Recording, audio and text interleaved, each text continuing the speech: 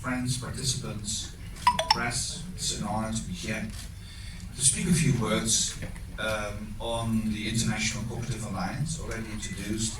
And I would like to thank you in particular, Mr. Santosh for organizing it. The Alliance was born because of the fact that the cooperative enterprise as a model became so successful and so dominant in many countries that leaders of that movement decided to build a global conference, a global association. And the International Cooperative Alliance therefore was born, constituted in 1895 as one of the first few non-profit global organizations in the world. And the organization advanced into the 20th century, being a resilient player in the First World War, very much so in the Second World War, and it also co-founded the United Nations afterwards. And who knows World War? My friends from the media, representatives from the ICA, other cooperatives, Ministry of Cooperation, and dear friends. In fact, already Mr. Santosh Shukla and Mr. Douglas have already told you the agenda for the today's gathering. In fact, it is a proud moment for all of us that for the first time in the history of ICA, 130 years of history of ICA, that this General Assembly and the Global Cooperative Conference is being held in India. And at a very right moment that we are about to launch the International Year of Cooperatives. What better place than India, which boasts of nearly 1/4 of the cooperatives of the world, number-wise as well as members-wise. It's a big and proud moment for all of us. Ministry of Cooperation is actively involved with IFCO and other organizations holding this, organizing it, and we have had a review at the highest level to ensure that we have a seamless and a very beautiful conference for all of you. Mr. Douglas has already requested all of you to be there and ensure that the message goes far and wide to all, and to ensure that they attend and participate and speak their voice in the conference. It's a 5-6 day conference with 3 days of intense sessions, including 6 of the sessions which will be plenary and 30 odd sessions which will be spread in as breakaway sessions. As all of you are aware, Government of India has focused specifically, a lot of focus has come on to cooperation. A separate ministry has been formed, hiving it away from the Ministry of Agriculture, with the focus of developing cooperatives in a more, I would say, structured manner. And in 3 years, we've seen, I would say, total tectonic shift in the way we deal with cooperatives. The 54 initiatives of the ministry, spanning across all the entire spectrum of the issues related to cooperatives. I would say the biggest change which the ministry could bring about was the implementation of model bylaws in 100,000 primary agriculture credit societies across the country.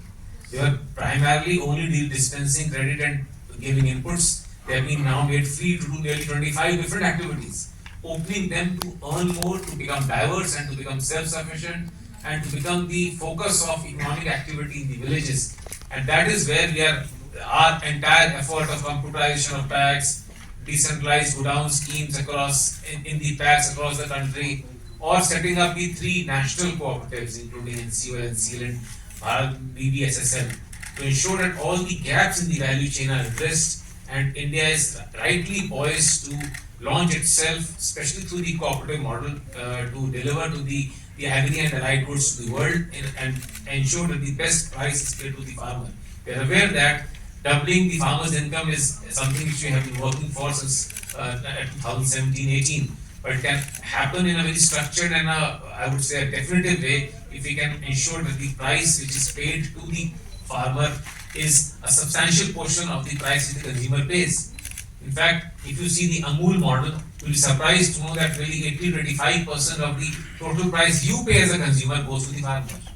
Nowhere else in the world except cooperatives can deliver this. If you see the dairy model across the world, it's a 33% exercise, 33% to the producer, 33% to the processor, 33% to the marketer. But here, 85% goes to the consumer, to the producer, is something which is, I would say, amazing model. That is the way to move forward. We are all aware that we have very small land holdings in the country, nearly 1 to 1.1 hectare per person, per family, per farm family. And the only way is to collectivize by way of pooling land, pooling resources, pooling ideas, pooling our, I would say, all the resources available to us, including finances, to move together and leveraging economies of scale. So this has happened for years together now, more than 100 years in India through cooperatives. There are other collectives as well which are now being subsumed into cooperatives, including your FPO movement, your SSG movement. There are ways of moving forward, and India is now poised to leverage the advantage of collectives, and nothing better than cooperatives. And it is right time that all of us stand together and appreciate the effort made by all the cooperatives, nearly 300 million members of cooperatives across the country, to make this happen and to give strength and, I would say, vibrancy to the cooperative movement. The ministry is totally aligned with the organizational part of this conference, and we are sure that we will put our best foot forward. And we also requested at the highest level that participation may happen, and we are looking forward to confirmation from other top dignitaries as well.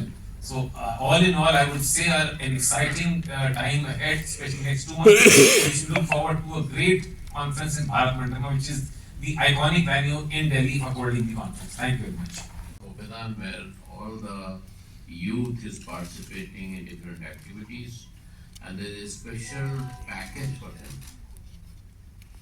But as far as we are concerned, I mean, we Indian cooperatives, majority of large cooperative organizations are encouraging youth to participate. Of course, IFCO is more concentrated into the villages. So IFCO may not have those many members from youth to be there. But banks, for example, cooperative banks, they are attracting youth. Another fisheries cooperative, they are attracting those smaller Tier B, Tier C cities. Like that it is. So basically, idea is that now government is also thinking of bringing a cooperative university.